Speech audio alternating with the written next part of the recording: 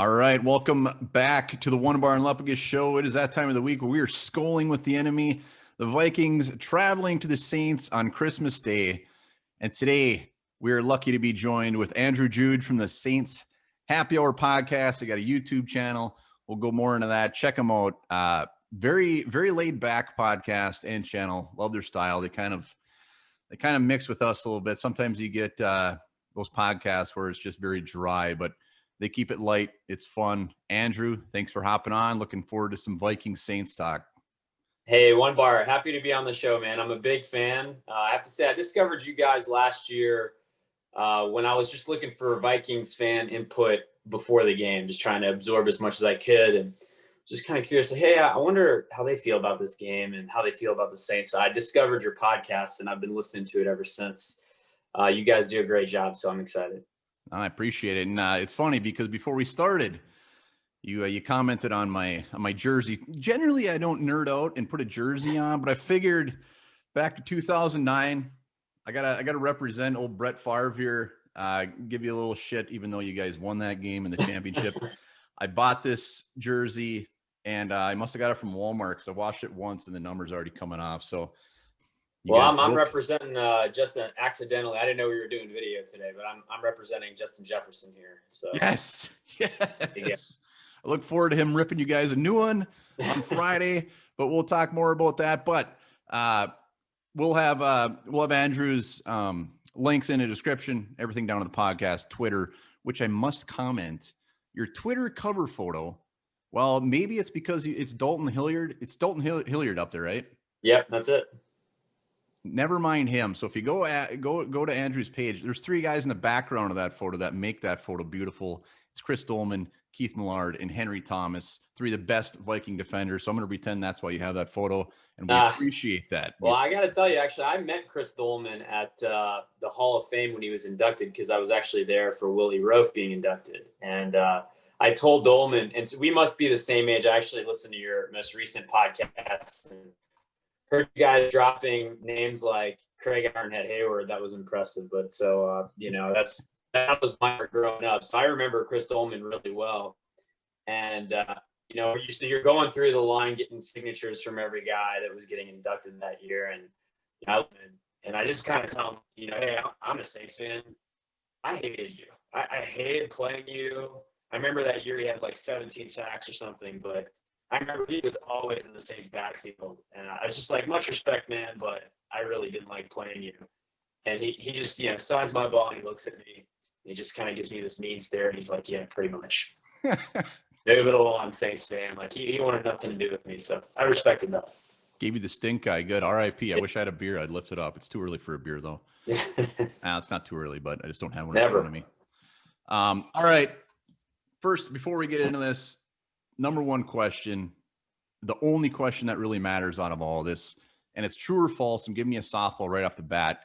As a Saints fan, as somebody who watches the Saints every damn week, probably more than once, true or false, Sean Payton's mouth does, in fact, look like a butthole puckered up when he's on the sidelines, particularly when he's mad or in deep thought. Well, how would I know at this point with the mask? He's actually, after getting fined, he's done a good job of keeping the mask on. But, I got to say, I'm a little disappointed that you'd go after his lips instead of his man boobs because Lupagus usually goes after his man boobs. I mean, regardless of the weather, regardless of his clothing, it's unbelievable how his nipples seem to pierce through however many layers he has. So that would have been the route I would have gone personally. But, we kind of have to take it easy on Sean because his son Connor has been on the show with us several times. So he's one of our patrons. So, we kind of, and he actually cut our intro, Sean did, where we paid him to insult our podcast. Oh, wow. That's fantastic. Well, I get that. I get that. And like you said, you brought up the man boobs. Lupagus always goes that angle. I can't get over that guy's mouth. It just drives me nuts. And I'm sure there's stuff about the Vikings that drive you nuts, and we're going to get into that. But I appreciate you mentioning his nipples because that is definitely a talker. But let's talk Saints. So a quick breakdown of the Saints so far in 2020 from a high level, from somebody that really hasn't watched a ton of Saints games this year. 10-4, outside looking in, all looks well. Is that accurate? I mean, how is your confidence level right now with the Saints? Yeah, I think it's a very different answer if you ask me versus general Saints fans, Saints Twitter. But I think when you look at a 10-4 record, considering Michael Thomas and Drew Brees have played about 10 quarters together this year, they've missed Drew Brees, who's been injured. Michael Thomas has been out for much of the year. They've been missing their horses. Cam Jordan, typically one of our best players, he's really had a down year. He's played, but he hasn't looked great. Thomas Morstead, normally the best punter in the league, he's had a down year. So a lot of guys they've been missing a lot of guys. Even the guys playing, some of them have been down. So I think for them to be 10-4 really speaks to the depth of the roster, which is really strong top to bottom. And they've found ways to win, which has been impressive. But I think if you were to read Saints Twitter, a lot of them are ready to burn it to the ground. And I think there's just a frustration that the offense maybe isn't operating at the level they used to. And it's kind of crazy to think about, because all this in this whole Sean Payton, Drew Brees era, it's been Brees and Payton elevating the rest of the team, which has never been able to live up to that standard. And now it feels like it's crossing where Brees and the offense just can't quite get it done.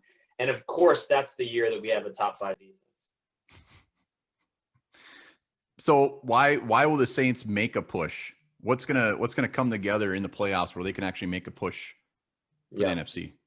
Well, I think the defensively they've been solid all year pretty much, and so I think there's a lot of confidence. Especially, I know Kansas City scored 32 points, but they played about as well as anyone has defensively all year against the Chiefs. So I think that was encouraging, and I think what Saints fans are hoping is that Michael Thomas is scheduled to be fully healthy come the playoffs. He'll be back.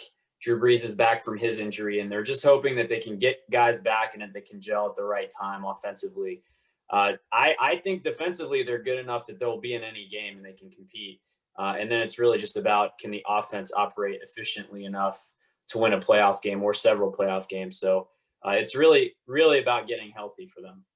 So you listed a few concerns in my previous question, but what's going to really hold them back? What is their number one concern? I would say, and you probably have more, you can probably relate to this and understand this a bit, just because the Saints have been on the heels of their last 3 playoff exits. One is the no call, which I'm sure you remember, against the Rams, but the other 2 are against you guys. And so it was the Minnesota Miracle, which we call Fail Mary. And then there was, last year, which was also a game-ending play on the final play of the game. So, I think with those 2 walk-off losses, a lot is made of the no call. People want to blame the refs. People want to blame Drew for the way that the Saints played last year. And a lot of people want to blame Marcus Williams for the missed tackle against Stephon Diggs 3 years ago. But I think what those 3 things miss is the play of the offensive line and the play of the interior of the offensive line in particular. That's kind of been the common thread. Whereas, so these 3 playoff exits have been tough in the sense that they all came down to the final play. And when you lose a game on a walk-off play, you're revisiting millions of different plays, and one of them is different, and it completely changes the outcome of the game. But I think the common denominator in those games is that the offensive line really showed up into the postseason beat up, not playing up to the level they did during the season. And I think part of that too is just the Minnesota and Rams defensive lines beating the Saints in the trenches. So I think that's what sinks them. And right now the offensive line isn't playing great. It's been struggling, particularly on the interior. And Brees is kind of one of those guys where you actually want to build your offensive line from the inside out, because he's so good at climbing the pocket. And he's not a guy that ejects. So superstar tackles may be less critical. But I would say that's what sinks them. You mentioned the offensive line a handful of times. I noticed that Andres Pete and Nick Easton are on the injury report. Is that anything that Vikings fans should get a little bit excited about, that they might not play? Or are they playing? They're not playing great, but I think when you look at the depth behind them, it should make you feel really good. Now, no, go ahead. Well, I was going to say Zimmer had a great game plan last year in the playoffs, where he actually on passing downs would move Everson Griffin and Danielle Hunter inside. And so, the fact that Ngakoue has been traded, that Griffin is gone and Danielle Hunter's on IR, like, great. We don't have to face any of those guys. Could be different this year. But it will be different. yeah, I'm sure we'll talk more about that. But I think the main thing for me that is concerning is once you go past Easton and Pete, which we've kind of been like mediocre guards for us this year. And if you need any more evidence, by the way, that the Pro Bowl is a joke, somehow Andres Pete got in there again. Yeah. I mean, it's ridiculous. Even Saints fans are like, how the hell did that happen? But anyway, no. So I think now you're starting to get into reserves, and frankly, we don't even know who would play guard if both of those guys are out. And there's about 4 guys that are candidates, and we really don't feel great about any of them. Well, what's up with Cesar Ruiz? What's up with your rookie? Yeah, he's been disappointing. In fact, he was the one that got Breeze sacked and broke, 58 of his lungs and 112 of his ribs. But no, yeah, Ruiz has been down and kind of he's been benched a couple times for Easton. I think the Saints have really wanted him to be a guard. And I remember he was a center at Michigan, and so the vision all along was to have him at center and move Eric McCoy to right guard. That didn't happen this year because, as you know, no rookie mini camps, no preseason. Training camp was weird. So, and Ruiz got banged up in training camp, so they couldn't really fast track him at center. So they're like, you know what? Don't worry about snapping and all that. So we're just going to put you at right guard. And it hasn't really worked out. He's playing more because guys are down right now, but when he's played, it's been disappointing. Yeah, Ruiz was a guy that I was really warming up to last year for the Vikings to even look at in round 1. So that's a little bit disappointing. I kind of enjoy that guy. I hope he turns it around. All right. You guys are spoiled by Jefferson. I think most rookies are having a tough year. I think just, again, the lack of preparation makes it tough. And I don't think Saints fans are like, this is a must pick or anything, but I think he's going to need a proper offseason and a full year to just kind of really find himself. And I think hopefully next year they'll have the time to move him to center. All right. Once again, we're joined with Andrew Juge, Saints Happy Hour podcast. Check them out. Let's talk a little bit about that Saints defense that you're talking up. Last year they were 11th overall.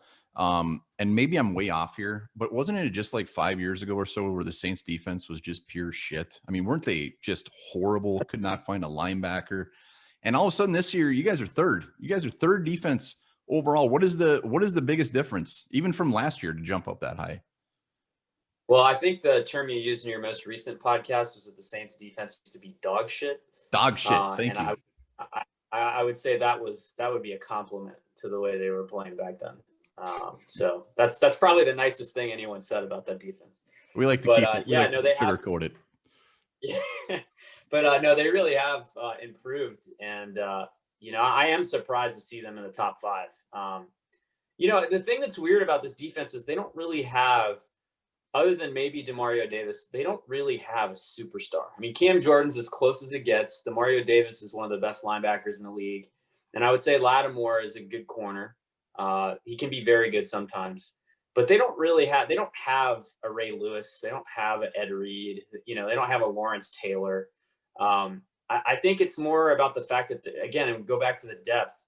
They don't really have a ton of weaknesses. And when guys go down, they replace them with guys of equal value. And so I just think when you look at this, you can't really say, oh, there's a hole in this part of the line, or we can attack this guy in the secondary, or, yes, they have good coverage, but their linebackers are suspect and we can get them with our tight end or whatever. So I think it's just hard for teams to find clear mismatches every week. And NFL is all about matchups and all about mismatches and what you can exploit in a given week. And I just don't think there's a lot of holes on this defense. So I think it's kind of one of those things where it's like the sum of the whole is better than its individual parts.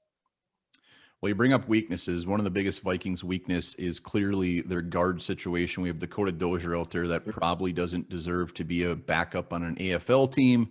And then we have Ezra Cleveland that we just chucked over there because we didn't have anybody. And he's kind of holding his own, but the Vikings have some serious issues with defensive tackles getting up in their ass and Kirk Cousins' ass. How has your interior defensive line been? How's that pass rush? And should Vikings fans be shitting themselves? Well, I hesitate to get too overconfident or cocky because that never seems to work out well against the Vikings. But Yes. If you were to ask me who is the MVP of the Saints defense this year, I would say it's David Onyemata. And so that the Saints re-signed him in the offseason, and they were prepared to lose him. They thought, hey, he's probably going to walk. And I think they were able to get him back from somewhere between $8 and $10 million a year on a four-year deal. And they were really happy with that. But, we weren't really sure, is he really worth all this money? And he's underpaid, if anything, the way he's played this year. So Onyemata is great. Sheldon Rankins is not the player he used to be, but he looked like he was moving pretty well last week, actually. So he seems to be doing a little bit better. So yeah, I would say the Saints interior is pretty solid, especially rushing the passer. And with Onyemata, if you don't have someone that can block him, I think it could be a tough day for the offensive line for the Vikings. Well, hopefully Garrett Bradbury can slide over in a pinch. But Onyemata, you mentioned him. Lupagus has a serious man crush on him. He couldn't stop mentioning him in yesterday's video. So I don't know a ton about the guy. I look forward to probably seeing a lot from him on Friday. But let's talk Vikings Saints, just the rivalry side of things for Vikings fans. And I'm definitely not alone. I don't know what it is about the Saints. I mean, it probably does stem back to 2009, but man, they're right up there with the Packers as far as teams that we just get satisfaction of beating. Maybe it's because they got Drew Brees. They're always good, so it's kind of an upset whenever we beat them. But is there any of that on your side? Do you just, the Vikings, as far as the last two playoff games, are we kind of a pain in your ass, or do you just like, who cares? We just care about the Falcons. Yeah. It's interesting. I love that you guys hate the Saints, and I hear your shows where you shit on them, and I find it hilarious. The whole rivalry stuff, I mean, I just eat that shit up. So I love it.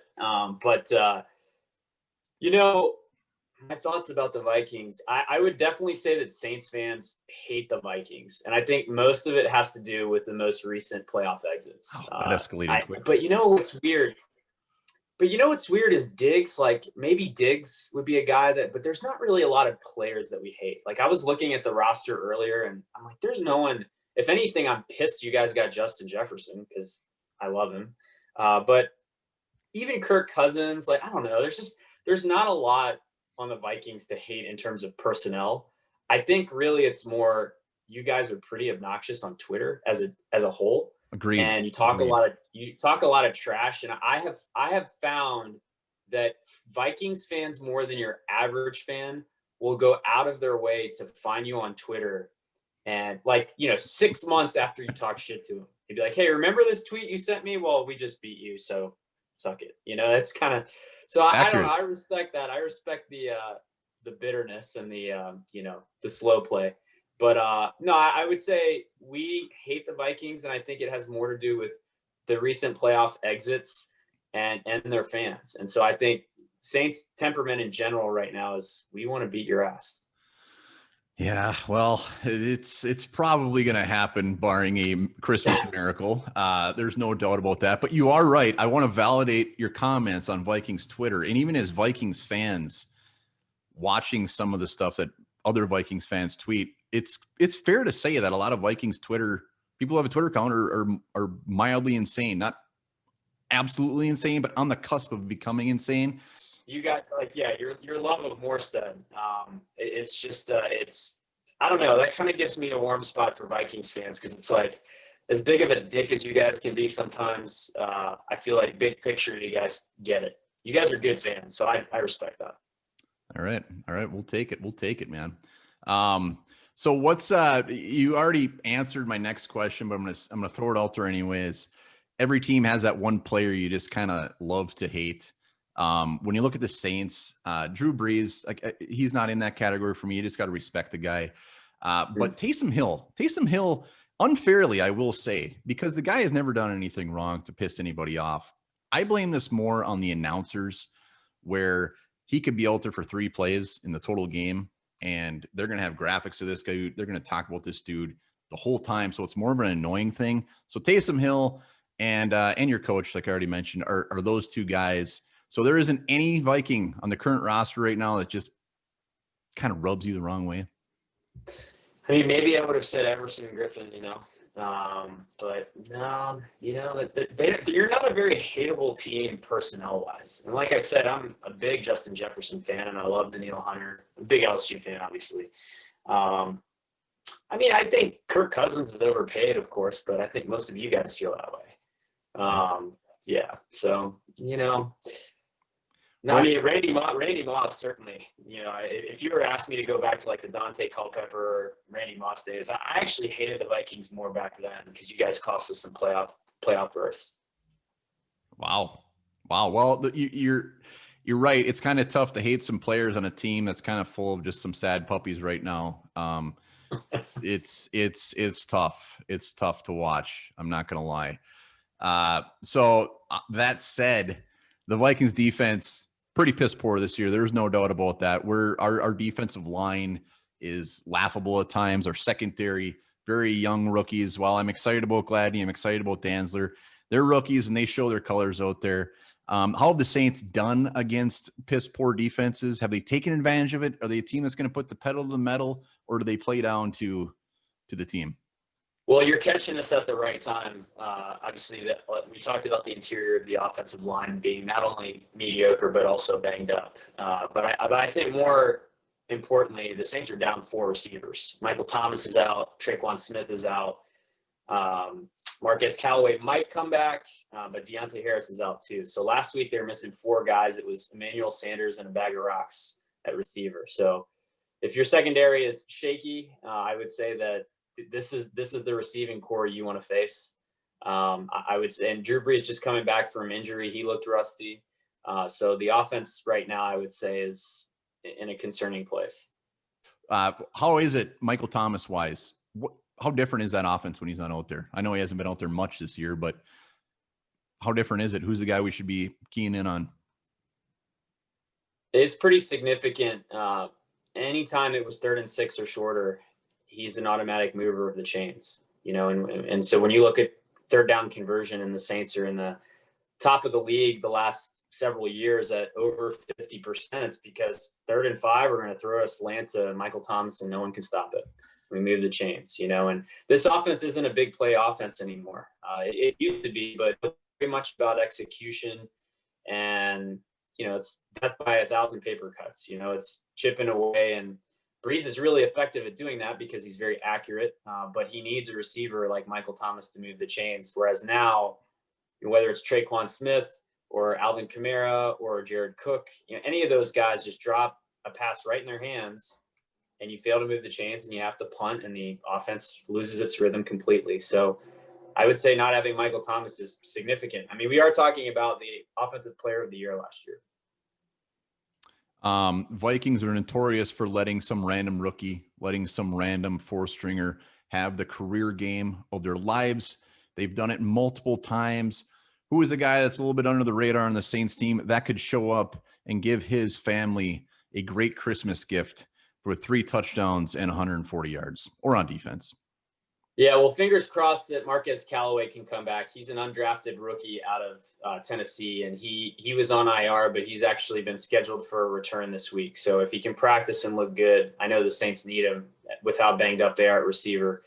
But he's been really good for the Saints this year. He had an 8-catch, 90-something yard game already this year. So as banged up as the Saints have been at receiver, they've had to lean on him a couple times, and he's been really, really impressive. So, I could see him being a guy that has a breakout performance. Another guy I would look at is rookie tight end Adam Troutman out of Dayton.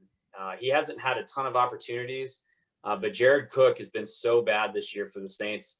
I think they're going to look to ramp up his usage, and in the little he's played, he's been impressive. So I could see him maybe getting some more opportunities. All right. Obviously, Alvin Kamara, one of the better running backs in the league.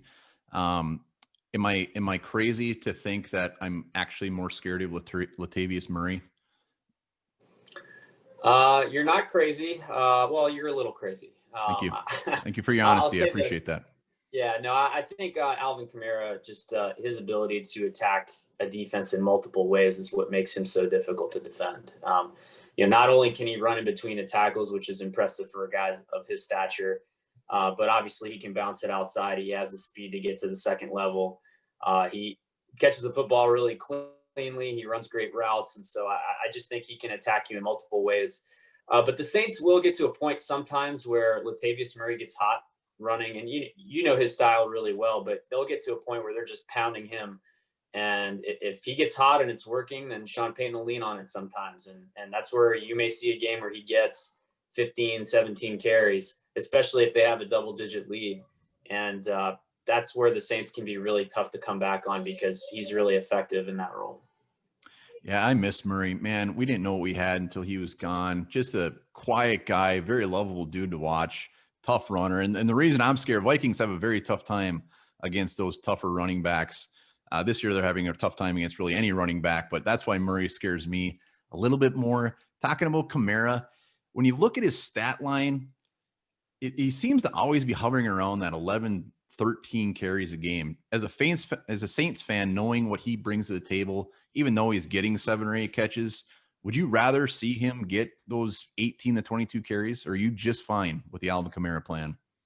Oh, I think the Kamara plan is great. The Saints offense has always been this way, and it's not really built to run some guy down and get him injured, and that's what I worry about with a guy like Dalvin Cook. Like, do you give him the ball too much, right? We see McCaffrey and his usage last year, and now a year later, he can't get on the field because he's so banged up, so you worry sometimes with the atrophy and just, how much playing that much, just the toll it takes on your body. So I like that the Saints kind of ease up on Kamara. If anything, I think a lot of Saints fans complain that Murray doesn't touch the ball enough.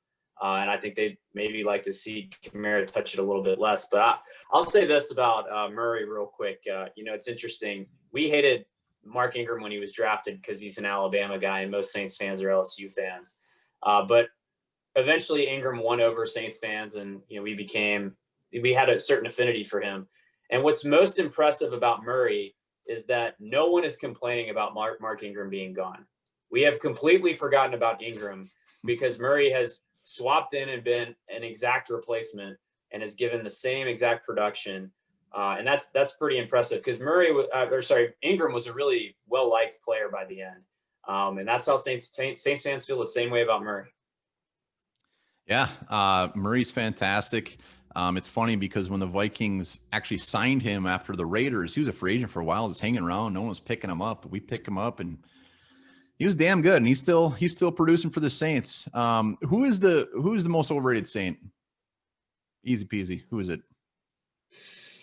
I would go with Marshawn Lattimore.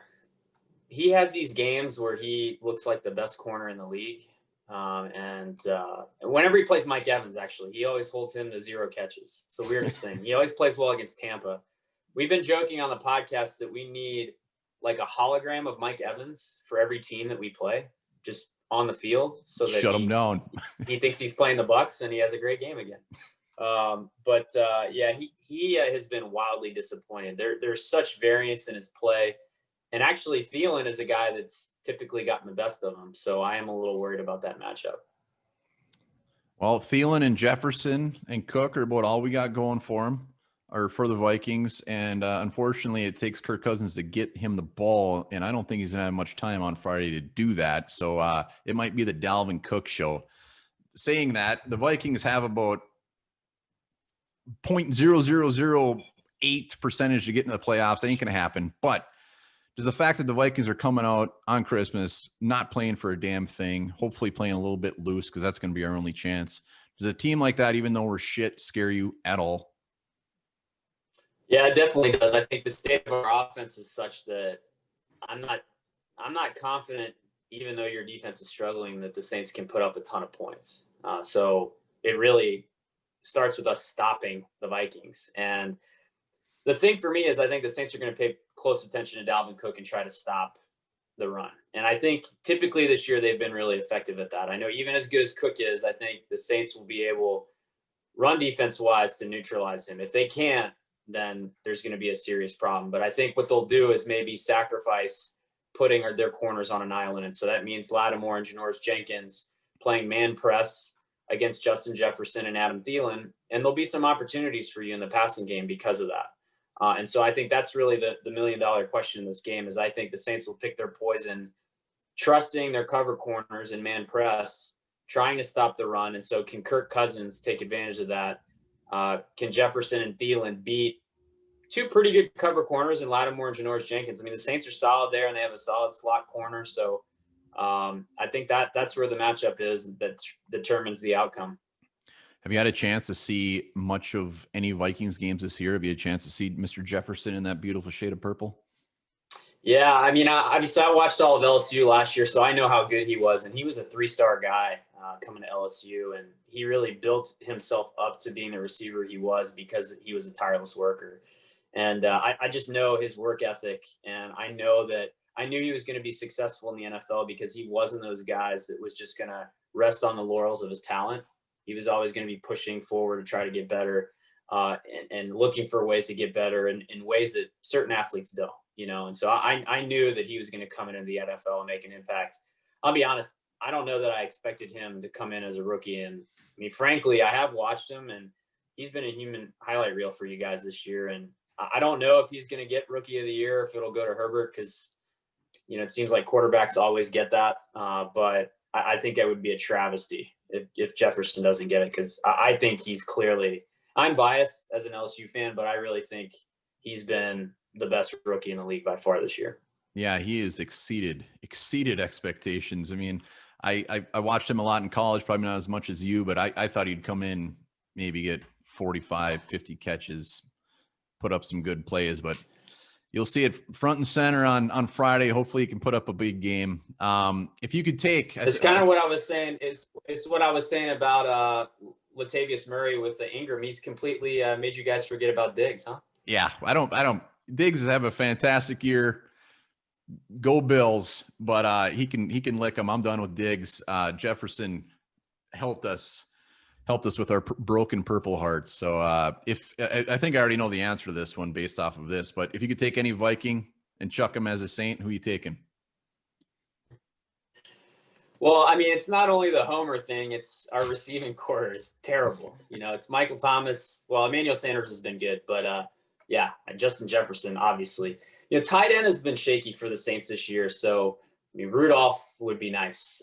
That's probably another guy I would throw out there. But or Irv Smith, I don't know how you guys feel about him, but just to get some more talent at that position. But yeah, Jefferson's the guy. All right. Wrapping it up. We got Andrew Juge here, Saints Happy Hour podcast. Check him out before we wrap this hog up. How do you see it going down Friday?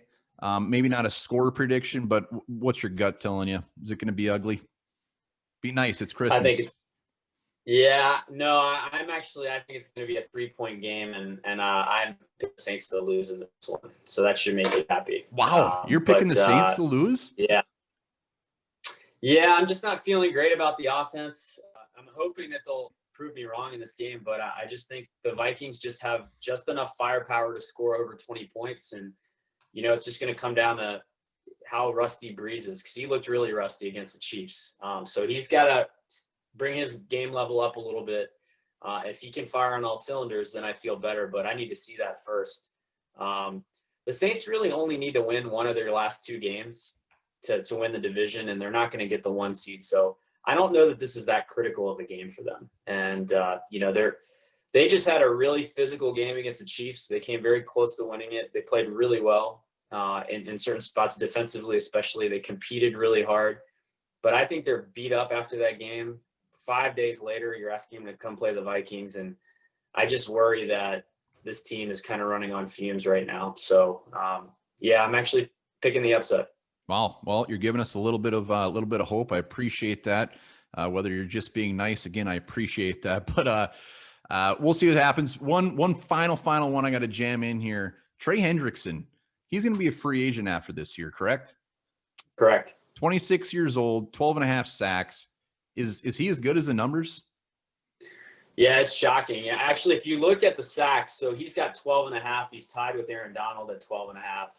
And then you've got like Zadarius Smith and TJ Watt. So those are your top 4 sack guys. So Hendrickson is sandwiched, in the middle of all these names.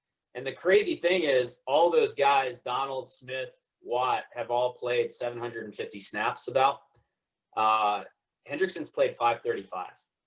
So he's got 12 and a half sacks with all these big names playing 200 less snaps, which is crazy. Wow. we as Saints fans didn't think he was anything other than a nice sub pass rusher before this year. So we are completely shocked as anyone about his performance this year. I will say Cam Jordan gets a lot of attention on the other end. He gets a lot of double teams, and so he gets a lot of one-on-one matchups, and so he probably gets some favorable looks, but he's making it happen. He's capitalizing, and he is a free agent. And I think most Saints fans, we're not in a great cap situation, and we're kind of assuming he's going to get a massive deal somewhere, and we're going to lose him. And it's really too bad. It's just, for him to produce like this in a contract year is pretty typical for the Saints. Fantastic. All right. I had to ask about him. All right. Well, there you have it. Andrew Juge, Saints Happy Hour podcast. Check him out. Andrew, thanks again for joining the show. I hope your prediction comes true.